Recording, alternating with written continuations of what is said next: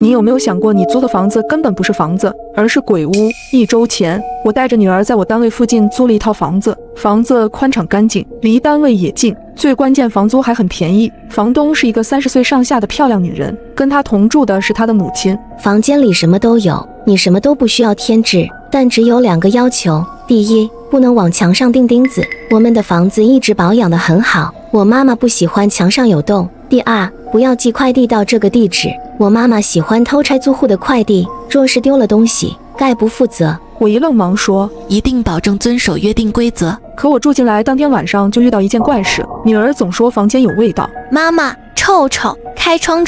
我想着也许是太久没人住了，有霉菌什么的发臭，而我有鼻炎，也闻不出味道。为了女儿，只好一整晚都开着窗。到了半夜，我女儿突然惊醒，妈妈，我听到有小弟弟小妹妹在哭。我感觉有点诧异，妈妈没听到啊，宝贝，你是不是做噩梦了？妈妈，不是梦，是真的，有小弟弟小妹妹在哭。我心疼地将她抱在怀里安慰。好了，妈妈知道了，宝贝不怕，妈妈在。后半夜，我一直把女儿抱在我的怀里。其实我也感觉出来这房子有些奇怪，晚上闭上眼睛的时候，总觉得床在随着地面起伏，像极了什么在呼吸。早上一开门，我竟发现一串水脚印出现在我的房门口。直觉告诉我，事情并不简单。等我送完女儿上幼儿园，到公司才想起来做的计划书没带，只好请了假跑回去拿。就在我拿了材料要走的时候，房东老太太走出来，阴恻恻地看着我。走吧，再不走来不及了，别怪我没提醒你。阿姨，您为什么要赶我走啊？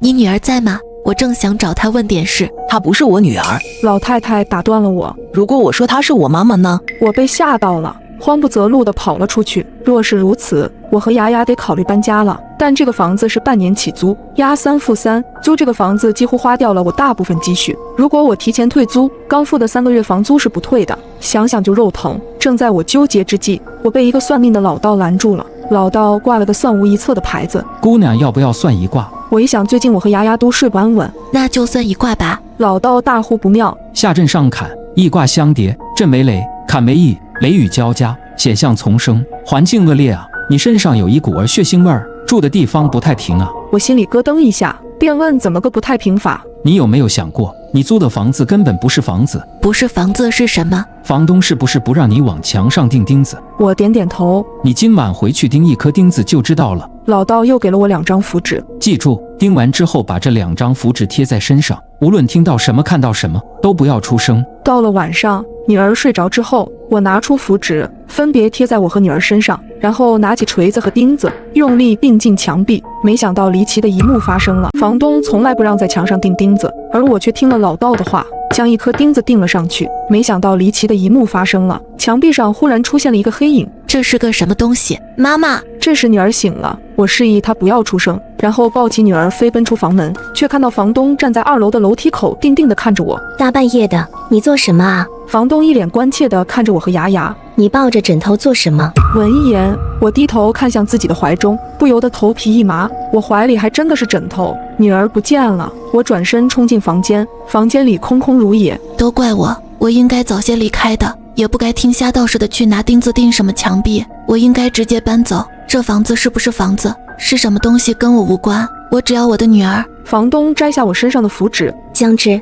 这是谁给你的？这个是迷魂符，你睁开眼睛好好看看。这时天已放亮，我抬起头看着房间内的一切，墙上的黑影不见了，就连锤子和钉子也不见了踪影。牙牙光着脚站在床边，哭着叫妈妈。这是什么情况？江之，你知道我这里的房租为什么这么便宜吗？这几年有个房地产开发商看中了这块地皮，而我家是仅剩的钉子户，所以他们想方设法赶走我的租客，切断我和我母亲的经济来源。我母亲还被刺激出了精神病。江之，无论他们说什么都不要相信，给你符纸的人不可信。房东这么一说，我倒有些不好意思了，怪自己轻信那个瞎道士，弄了个迷魂符把自己吓个半死。第2天下班路上再次遇到了那个老道，我一看到那个道士便气不打一处来，不料我还未开口，他便大惊失色道：你的孩子丢了。我冷笑道：我女儿好好在幼儿园呢，你别骗人了。我掏出他给的符纸扔在地上，他脸色苍白，喃喃自语：好厉害的煞气，这符纸被他毁了。